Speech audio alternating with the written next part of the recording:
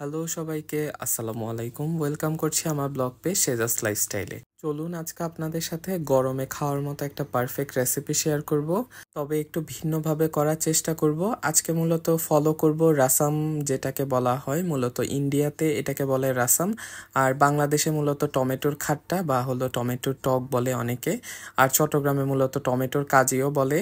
তো এটাকে মূলত একটু ভিন্নভাবে করার চেষ্টা করব, যেহেতু আমাদের কাছে কারি পাতা নেই। তো মূলত একদম পারফেক্টলি রাসামটা হবে না, তবে অনেকটা ওই রকমই একটা রেসিপি হবে। তো চলুন শুরু করা যাক। কিছু কি ইনগ্রিডিয়েন্টস আমাদের লাগবে সেগুলো দেখিয়ে দিলাম। তো প্রথমে আমরা এখানে একটা প্যানে নিয়ে নিলাম সানফ্লাওয়ার অয়েল। এখন এখানে মূলত অ্যাড করব পাঁচফোড়ন। আমার যেহেতু পাঁচফোড়নের ঘ্রাণটা ভালো লাগে তাই এখানে পাঁচফোড়ন দিলাম। আপনারা চাইলে জিরাও ব্যবহার করতে পারেন, যারা জিরার ফ্লেভারটা পছন্দ করেন আর কি। তারপরে এখানে ফোড়ন হিসেবে আমরা দিলাম শুকনা মরিচ। এখানে 2টা শুকনা মরিচ ব্যবহার করা হয়েছে। ফোড়নে মূলত যে মশলা ব্যবহার করা হয় সেটার ঘ্রাণই পুরো তরকারিটাতে ডমিনেন্ট করে। তো এখানে যদি আমরা কারি পাতা ব্যবহার করতাম তাহলে কারি পাতার একটা সুন্দর ঘ্রাণ আসতো। তো যাই হোক, এখানে পরবর্তীতে আমরা অ্যাড করে দিলাম অনিয়ন স্লাইস বা হলো পেঁয়াজের কুচি। পেঁয়াজের কুচিটাকে এখন একটু সুন্দর করে ভেজে এখানে অ্যাড করে দিতে হবে কুচি করা বা থেতো করা রসুন। তো রসুনটা এখানে 2-3 কোয়া ব্যবহার করা হয়েছে। এটাকে এখন সুন্দর করে ভালো করে নেড়ে চেড়ে ভেজে নিতে হবে। তো যেটা বলছিলাম, এটা অনেকটা ইন্ডিয়ার রাসাম রাইসের মতোই কিন্তু, তবে এখানে জাস্ট একটা জিনিসই ব্যবহার করা হচ্ছে না, সেটা হলো কারি পাতা। কারি পাতাটার ঘ্রাণের জন্যই মূলত ওইটার আলাদা একটা টেস্টিং হয়। তো আমরা বাংলাদেশি স্টাইলেই কিন্তু আজকে ট্রাই করছি। তো এখন এখানে অ্যাড করে দেওয়া হচ্ছে টমেটোর স্লাইস করা টমেটো। এটাকে আপনারা চাইলে আরও ছোট করেও কিন্তু টমেটো স্লাইসটাকে দিতে পারেন, যাতে করে একদম পুরোপুরিভাবে গলে যায়।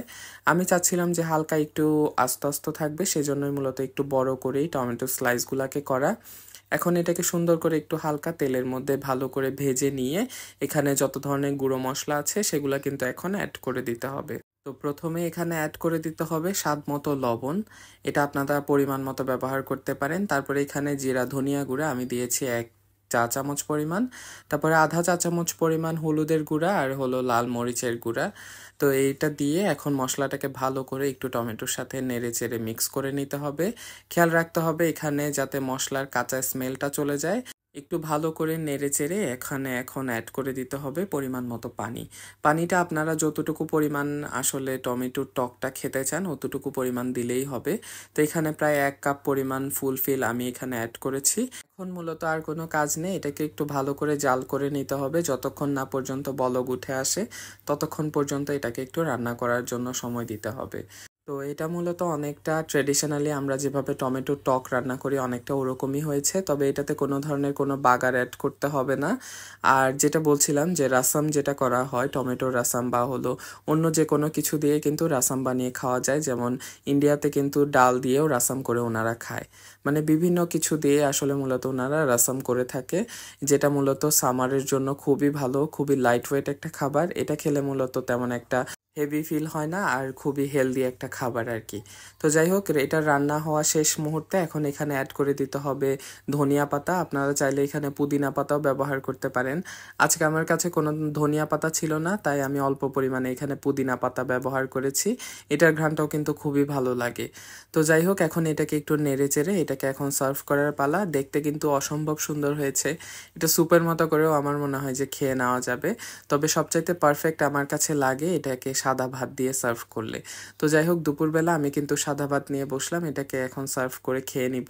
তো এটাই ছিল মূলত আমার আজকের রাসাম বা টমেটো টক, যেটাই বলেন না কেন সেটারই একটা ছোট্ট রেসিপি। ভিডিওটা কেমন লাগলো অবশ্যই আমার কমেন্ট বক্সে জানাতে ভুলবেন না।